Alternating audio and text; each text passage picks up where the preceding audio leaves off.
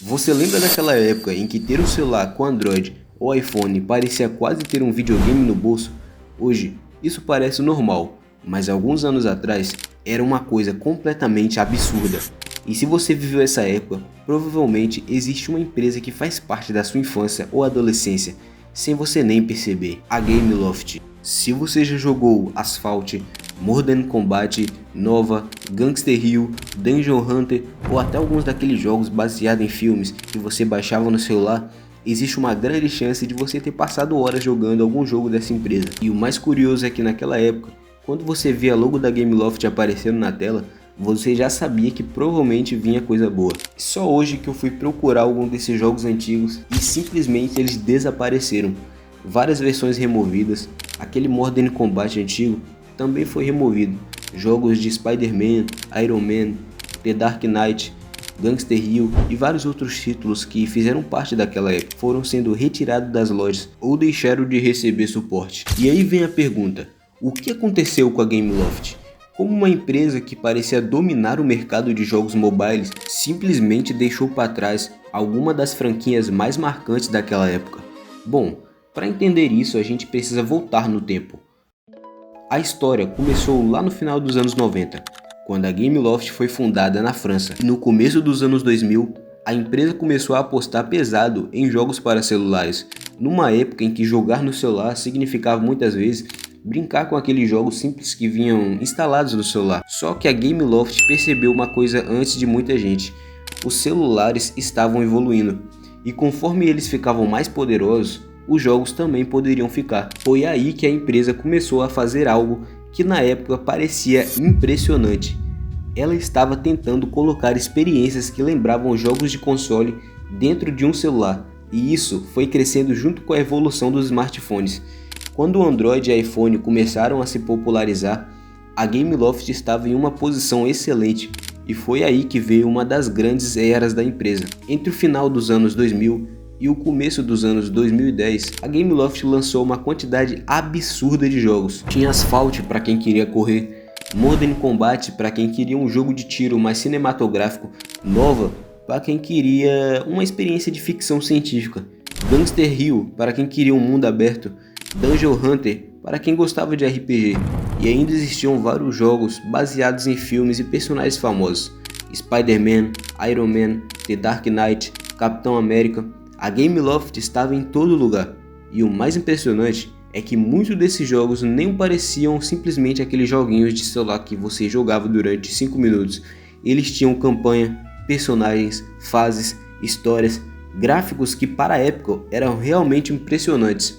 Eu lembro que quando você via um jogo como Nova rodando em um celular, a sensação era quase como que isso está rodando aqui. E talvez seja justamente por isso que esses jogos ficaram tão marcados. Eles chegaram numa época em que os smartphones começaram a evoluir, começando a deixar de ser apenas telefones. Eles estavam se tornando pequenas máquinas de entretenimento, e a Gameloft estava aproveitando essa transformação. Só que o problema é que o mercado também estava mudando. E talvez esse seja o ponto mais importante de toda essa história, porque a Gameloft não simplesmente acordou um dia e decidiu parar de fazer jogos bons. O mundo dos jogos mobile mudou completamente. No começo, muitos jogos eram vendidos como produtos, você pagava uma vez e pronto. Mas aos poucos, o modelo que começou a dominar o mercado foi outro, os jogos gratuitos. Só que gratuitos entre muitas aspas, porque o dinheiro passou a vir de compras dentro do próprio jogo, anúncios, moedas, passes e outras formas de monetização. E esse modelo tinha uma vantagem enorme para as empresas. Em vez de vender um jogo uma vez, você podia manter um jogo durante meses ou até anos e continuar ganhando dinheiro com ele. E foi aí que o mercado mobile começou a se transformar. O problema é que aquele modelo antigo da Gameloft de lançar grandes jogos individuais com campanhas completas e experiências mais fechadas começou a perder espaço. E isso ajuda a explicar por que algumas franquias simplesmente foram desaparecendo. Vamos pegar o jogo Nova. Por exemplo, para muita gente, Nova era praticamente o reino dos celulares. O primeiro jogo chamou atenção, depois vieram Nova 2, Nova 3... e a franquia ganhou uma base de fãs que até hoje lembra desses jogos com nostalgia. Mas com o passar dos anos, a série foi perdendo espaço. Nova Legacy chegou com uma espécie de releitura da franquia, mas acabou sendo descontinuado e posteriormente removido das lojas em algumas plataformas. E quando você olha para isso, fica com uma sensação muito estranha, porque não estamos falando de jogos desconhecidos, estamos falando de uma franquia que, em determinado momento, era uma das grandes referências de jogos de tiro para celular. E não foi só Nova, os jogos antigos também de Modern Combat também passaram pelo mesmo processo. Esses jogos são lembrados por muitos como alguns dos melhores jogos de tiro que já apareceram nos celulares, principalmente Modern Combat 3 e 4. Só que esses jogos foram sendo retirados ou deixaram de estar disponíveis em várias regiões e plataformas ao longo do tempo. Enquanto isso, a franquia continuou com Modern Combat 5, que adotou uma estrutura muito mais alinhada ao novo mercado mobile. E isso mostra uma mudança importante.